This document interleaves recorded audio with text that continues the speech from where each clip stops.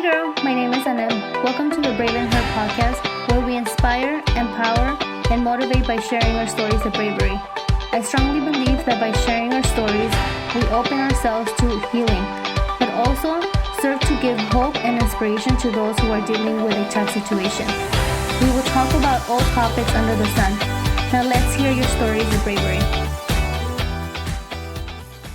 Hey girl, thank you for being here today. In today's episode, I have Michelle Windler, and she and I will be having a chat about what it's like to live with a chronic illness, or in our case, multiple chronic illnesses. Stay tuned and listen to our chat. Hey Michelle, we're here to talk about our chronic illness. And first, let's just introduce ourselves. Do you want to go first, or do you want me to go first? You can go first. Okay, so my name is Anel. For those of you that don't know me, I have a podcast called The Brave and Her, and I'm married. I've been married for almost 10 years. I have a stepdaughter. She's 12, and so basically, I just started The Brave and Her to talk about my journey through kidney disease, and also to share the stories of other women who have gone through a hard situation. And basically, I'm here to talk with Michelle about our chronic illnesses. So, Michelle, you want to introduce yourself? Yes, I'm Michelle. I am a mom and a wife. I'm married to my high school sweetheart. We have two beautiful teenagers. Well, almost teenager. We have a tween and a teen. I have two fur babies and a turtle. I suffer from a ton of chronic illnesses, which we can get into if you like. I try to live day by day without, wearing myself out for the next day. Other than that, I'm here, I'm living. Yeah, so we were talking a little bit before starting to record, and we found that we have some similarities, although our illnesses are not the same. But what we go through, day in, day out, we have very similar experiences. So I wrote some questions just to lead our conversation. We're going to talk about just going through a chronic illness, like how do we live with a chronic illness? And some of us have multiple chronic illness. Like you mentioned, you have multiple chronic illnesses. I also have multiple chronic illnesses. So I wrote some questions down. So if you see me looking down, it's because I'm reading the questions. But just to start our conversation, when did you start experiencing symptoms, and what were they? What were the symptoms? I started experiencing symptoms when I was young, but they started progressively getting worse to where I really noticed them in my early 20s before I got married. So I started noticing something was wrong. I kept seeing a lot of doctors, and the doctors just didn't know what was wrong with me. They're like, "You're young, just be young." I wasn't willing to accept that, and I just kept seeing doctor after doctor after doctor looking for answers. Years went by. Nobody could give me answers. So I finally I started seeing my current doctor, which I've been seeing for the last, I would say 7-8 years. And he started getting me into a bunch of specialists. So that's when we started getting into diagnosis about 10 years ago. About a decade ago is when I started getting diagnoses. About 8 years ago, you said? About a decade ago. So about 10 to 12 years ago. Okay. For me, so I was born with kidney disease, but so I don't know any anything other than, living with kidney disease. So my symptoms were just feeling really tired, and things like that. But for my other chronic illness, actually for my endometriosis, it's taken a while to even like diagnose it, because um, now, with technology, now we know more things, and it's, I guess, somewhat easier to diagnose it. Not that it's easy, but it did take like maybe 10 years to um to be able to like talk to my doctor about it and say, okay, this is not normal. Like, I'm experiencing a lot of pain, and all these symptoms that I'm experiencing, and it's not normal. So at first I thought, for many years I thought, oh, I just have bad cramping, right? I'm one of those that have really painful periods, but turns out no, there's something else going on. Um, so that's how I got diagnosed with that. And I'm still trying to figure it out. And this was in 2017, so 4 years ago. Four, wait, is it 5 years already? But we're still trying to get a clear view of what's going on. Um, let's see. My first diagnosis myself was endometriosis. Okay. I had endometriosis before I'd had my hysterectomy. So that was the first thing I had. I really, really, really dealt with that before I had kids. And after I had kids, it got so bad that they had to just pull everything. See, and they said that sometimes, I guess it's not guaranteed, right? But that if you have endometriosis, that when you get pregnant or after having kids, it goes away. I've heard of some stories that happens, but apparently, not for you. That was not your experience, right? No, mine got really, really, really bad. Oh wow. So much worse. So I finally, after I had my tubal, we were done having our children. We had 2 children. We had a boy and a girl. So I was like, please, what can we do? The doctor said, we can do a hysterectomy. And I asked her what that was.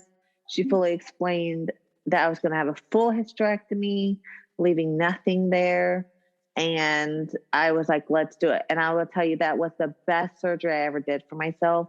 Never looked back. It was not even painful after I had the surgery. Wow. That's how much pain I experienced before.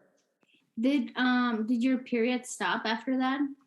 Yeah, so I did not, and I have not had a period since. Oh wow. Okay. Yeah. You're liking it better. Oh yeah.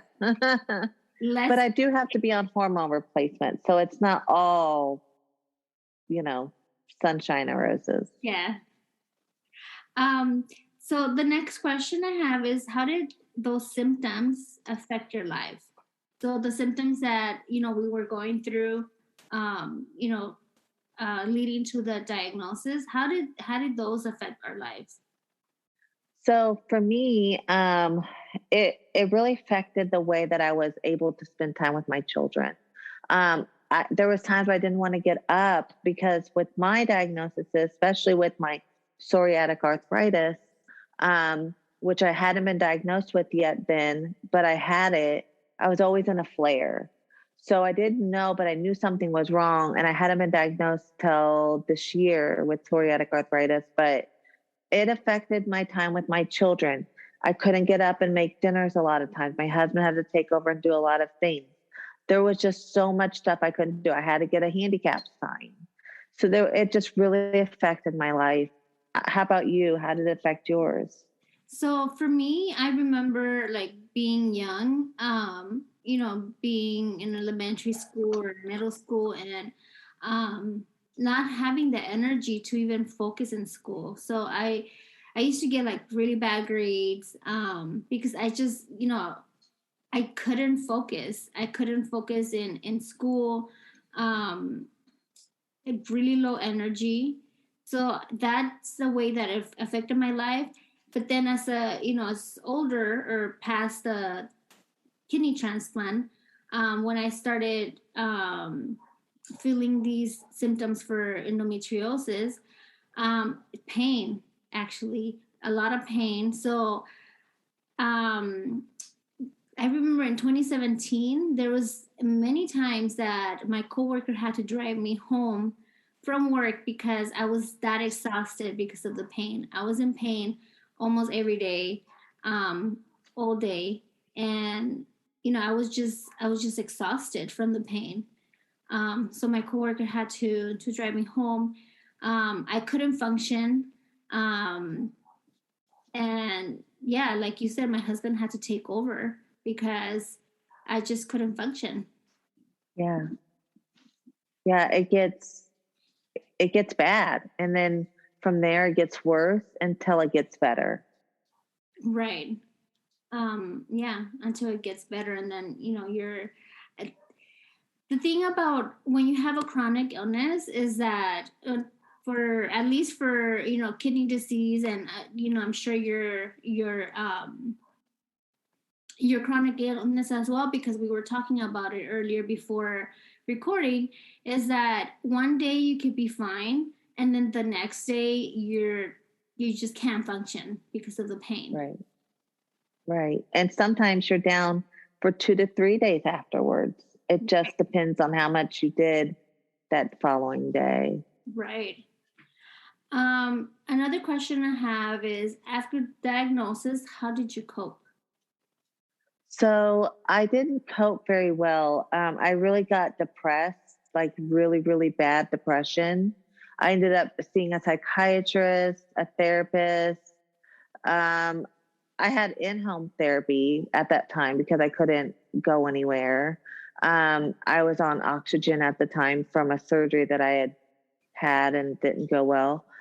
So I had a therapist come to my home, and it was really, really bad. I got really depressed, and I felt helpless and hopeless, and like I couldn't hold up my end of the bargain in our marriage, like, and with our children.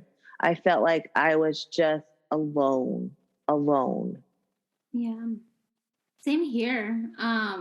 Growing up, I guess, dealing with my kidney disease, I always felt like I had to be, strong and like not show emotion. And um, although, like, I think, for me, it hasn't affected me as as it affected someone who, let's say, got kidney disease as even as a child or as an adult, because they knew how living without kidney disease felt like. For me, I've always just dealt with kidney disease, so I don't know what it feels like not dealing with kidney disease, right?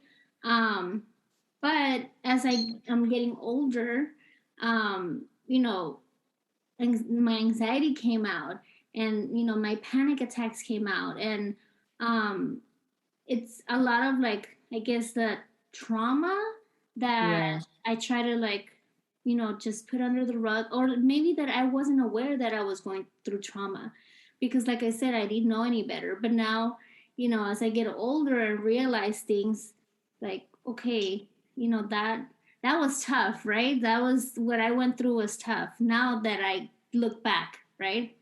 Um, but yeah, it's manifested a lot in, like, anxiety. Now I can get, like, a simple procedure, because I just have a lot of anxiety. Like, getting an MRI, forget it. Like, I have to get some kind of, like, relaxer to relax me. Um, things like that. Um, but I think overall, I think I've done pretty well. You That know, they say that the mind forgets, but the body never does. Right, Like your body never forgets the trauma it's been through.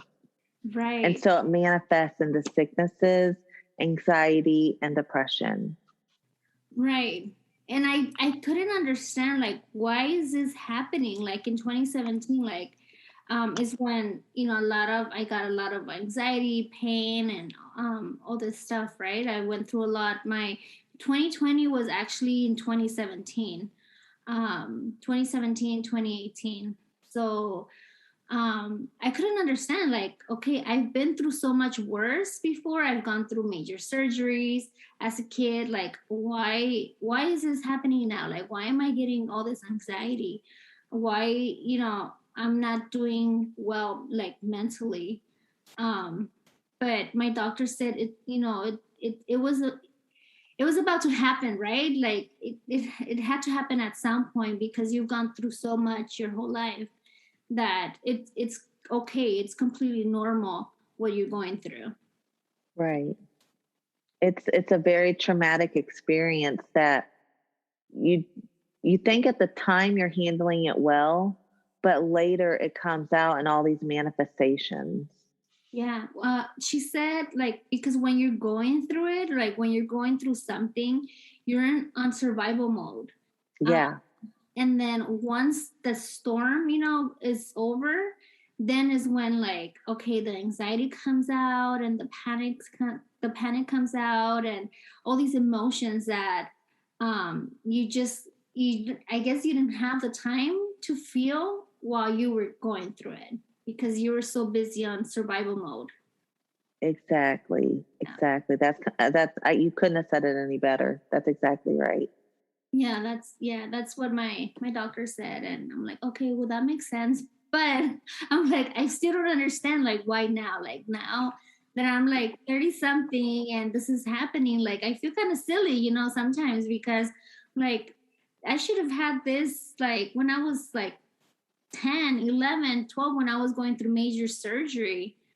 But if you think about it, when I was a kid, like, I didn't know, I didn't have to make decisions, right? The decisions were being made for me. Like, my parents Right. had to make the decisions for me, and my doctors were making decisions for me. But as you get older and you have to make those decisions, now you realize, like, okay, now it's a lot more pressure, because now I have to decide, do I go with A, do I go with B, and, like, which one's better? Both of them are bad. Like, it's a little more stressful, if you think. Stressful. Yeah. Yeah. um let's see, another question I have. So I guess the part of how do I cope, I just try to, be grateful for the good days. um because although I'm going through so much pain and I'm going through all this stuff, I know some people out there have it a lot worse. Yeah. So just be grateful for the good days, and be grateful for what my body is able to do, and how my body is able to, like, recover. Because it could be the opposite way, right? It could be that my body's not able to recover, and um it could be a lot worse, I guess. Yeah. Absolutely. I mean, we could be sick every day and laid up every day. There's some people that literally can't get out of bed every single day. Yeah. So we have to take the good days we have and not overdo it, but make the best of it we can. Yeah. And not to say that, our pain is less than their pain. Um, Right. it's just that, I don't know, like, for some reason we're able to function a little better, right? And we should be just grateful for that. Because, like I said, it could Exactly. easily be the other way around, where we're not able to function, Yep. right? I agree. Um, so the next question I have is, what advice would you give to that woman who is listening and feeling like similar symptoms, or like symptoms of, like, knowing that there's something wrong, but is scared to go to the doctor and, like, get a diagnosis, or maybe has been going to the doctor but is not getting a diagnosis, like we were mentioning earlier, that it took so long for you to get a diagnosis. It took a decade, right? And for me, Mm-hmm. almost the same. Like, it took so many years to actually get some kind of a diagnosis, or a diagnosis. Like, what advice would you give that woman? I would say, you know yourself the best. Stay in the game. Do not let the doctors decide for you. If you know something's wrong, keep pushing forward, keep going, keep asking the doctors for help. Don't give in, don't give up. Because at the end of the day, you're going to figure out what they're going to figure it out. Yeah. But it might not be today and it might not be tomorrow. It might be a year from now. But even a year from now is better than never. Yeah, I will agree with that. I would say don't give up. And if you're not satisfied with your current doctor, you can always change your doctor. You can always go to another doctor if you can and get a second, second diagnosis or second opinion. Yeah. Don't feel like you're stuck with your doctor. And also, yeah, just unfortunately you have to be very patient, but like you said, you know your body better than anybody, better than your doctor, better than anybody, because you live with your own body, right? So you know what is going on, you know that there's something wrong. So don't let the doctors, nurses, whoever make you feel like you're going crazy or that you're just, sometimes because we're women, like they make it seem like we're crazy or that we're just trying to get attention or we're just being dramatic or something. Like no, just keep on pushing and keep on I guess pushing for a diagnosis. And if you're not happy, change doctors, go to someone else and get a second And opinion. another thing is if you don't advocate for yourself, no one else will. Right. You have to self advocate. Right. I can't say that enough.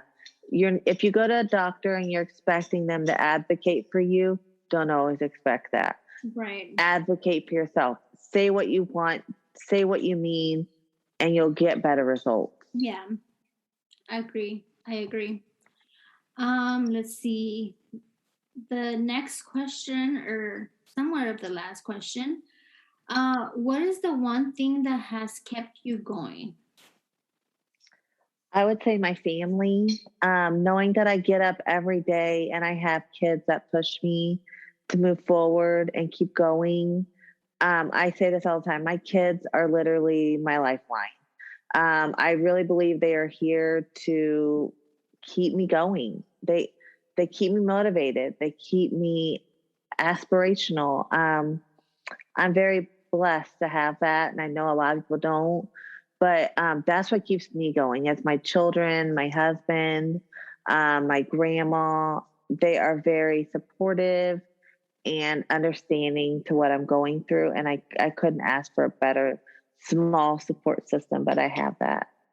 Yeah. For me, it's the same. My family and my faith. My faith has played a huge Yes. role in like me keep going, because even on those days where I feel like I can't anymore, I know that God's with me, and Yes. I know I know there's a purpose behind my journey. I've seen it. The times that I've shared my story, my kidney disease story, and how long I've had my kidney transplant, I know that gives hope to someone who is going through something similar, or maybe someone who's in dialysis and is waiting for a kidney. That gives them hope that hopefully one day they will get a kidney and it will last them as long or longer than I've had mine so far. So Yeah. that reassures me that me sharing my story, me going through all this, is to help others. So that's what keeps me going. Exactly. And do your viewers know how long you've had your kidney for? Yeah, so I've shared that in, I think it was my first episode, where I actually dedicate my podcast to my kidney donor. And so I've had my kidney now for 25 years. This year will be 26. And actually, this year, I just realized this on Saturday, that it would be the same amount of time that my kidney donor had the kidney in his body. So Wow. when I had my kidney transplant, my kidney donor from a cadaver, so he passed away and he was 26. All I know is that he was 26, male and healthy, which it shows because I've had the kidney for so long, right? Yeah. It's a really good match, and so yeah, so I've almost had it for as long as he had it. So yeah, so that gives me hope and gives other people hope of the future. Exactly. That's what I wanted everyone to hear was that that's an amazing story Yeah, it's because almost unheard of. Yeah. it is. It is. Yeah. So that's, I wanted everybody to hear that because I think it's amazing. Yeah, even doctors get amazed by it. Every time I meet a new doctor, and I tell them like, oh, I've had my kidney for 25, 26 years or almost 26 years. They're amazed.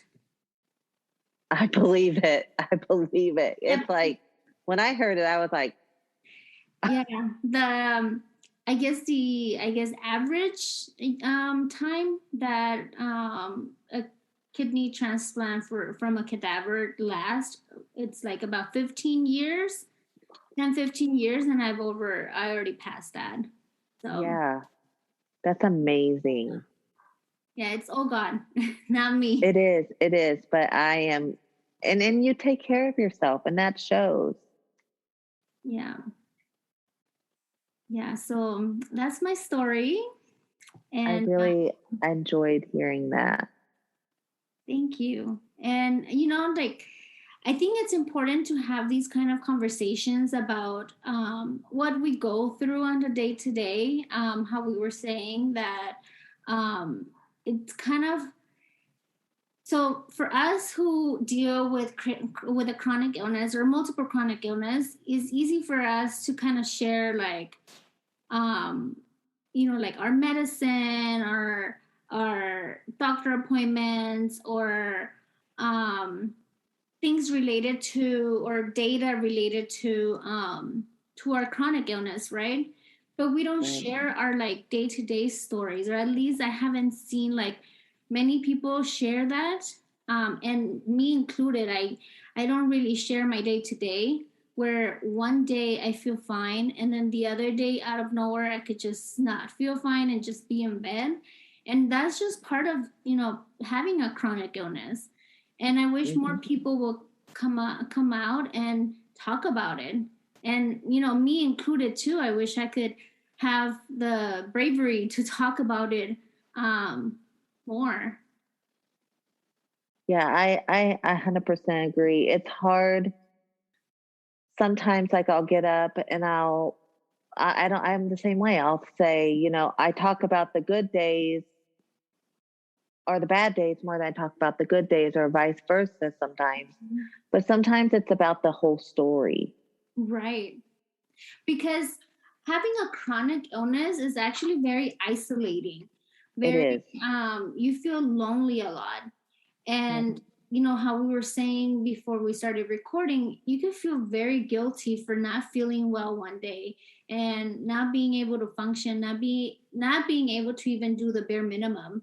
So by sharing the story, our stories of our day to day and other people seeing it, who are going through a chronic illness, I think it would be like less taboo, right? And it would be more known for people, especially for us who are dealing with like an invisible disease, right? Yes. So people don't understand like you were just fine. Like even 15 minutes ago, how I was telling you the story about this past Saturday, where I was actually at a restaurant having dinner with, a group of friends, and then literally out of nowhere, from my pain went from like just feeling something like a 1, let's say, to like a 10 in like a matter of like 20 minutes. Like it just escalated so fast. Luckily we were at a restaurant down the street, and I just told my husband I have to go home. I'm gonna go home because right now I'm in so much pain. So, I just came home, lay down, took some, um, what's it called? Painkiller, Tylenol. whatever, Tylenol. And, Uh-huh. and I was, kind of fine. Right. Um, and, but we don't talk about that. We don't talk about those times where and people don't understand, right? Like, you were just fine 2 seconds ago. What do you mean you're in pain? Yeah, they don't. And it's such a stigma. There's a stigma around chronic illness, like you said. Yeah. And it is almost taboo. People don't understand that literally we could be fine 1 minute, like you said, the next minute not be okay. That's what chronic illness does. It makes you almost unpredictable at times. Yep. Yeah. Yeah. And sometimes it's kind of like, I don't want to say scary, but sometimes it is, I guess, kind of scary to like make plans because you don't know if Yeah. you'll be fine. Yeah. I always tell everyone I don't promise anything.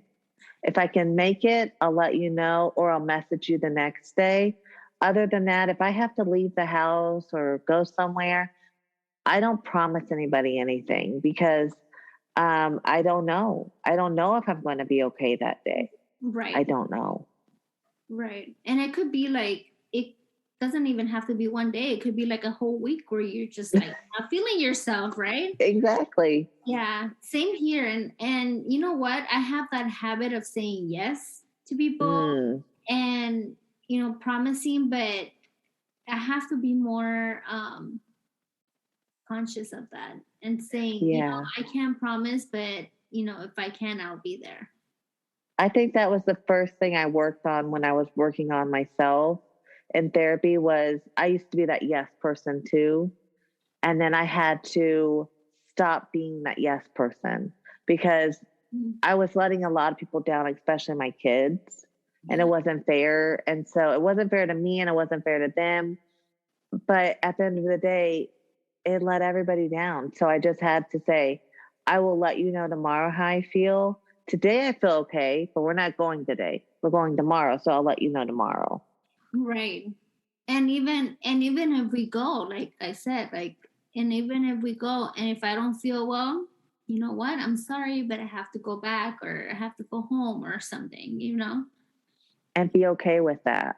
Right. Because again, like that guilt um comes in, and it doesn't serve us any good by feeling guilty for what our bodies are going through. Our bodies have Right. gone through so much that um yeah, like feeling guilty about it shouldn't be a thing. It shouldn't be. It shouldn't even be an aftermath. It should be we don't feel good and that's it and move on. Right? Yeah. So that's something that we can both work on and Yep. share more of our stories. I know that's your plan to share more of that. And I for once, like, I'm grateful for that, that you're sharing that. Yeah, me too. And then last question I have is, where can we find you and follow your journey? So I'm on YouTube. My YouTube channel is Michelle Louise. And I also have a Instagram. It's michellelouise.ig. And I also have a podcast that I'm hoping to get back up and running, the Mums Lounge. It's MUMS. And I'm just around town, just hanging around. And for me, I am at the on Instagram. I'm at the Brave in Her, and also on podcast and wherever you listen to podcasts, Apple Podcast, Spotify, and on YouTube. Awesome. I will have both of us will have our links or our information down in the description box, so you guys can follow us, our journey, and yeah. Do you have any last minute thing to say?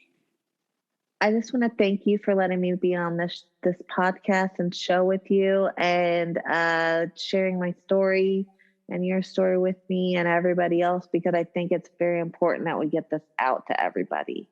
Yeah, same here. And, I hope that, your viewers or your listeners or my listeners, somebody will get inspired by our stories and, start sharing your story. Everybody's story matters, and you never know who you will impact, who you will help.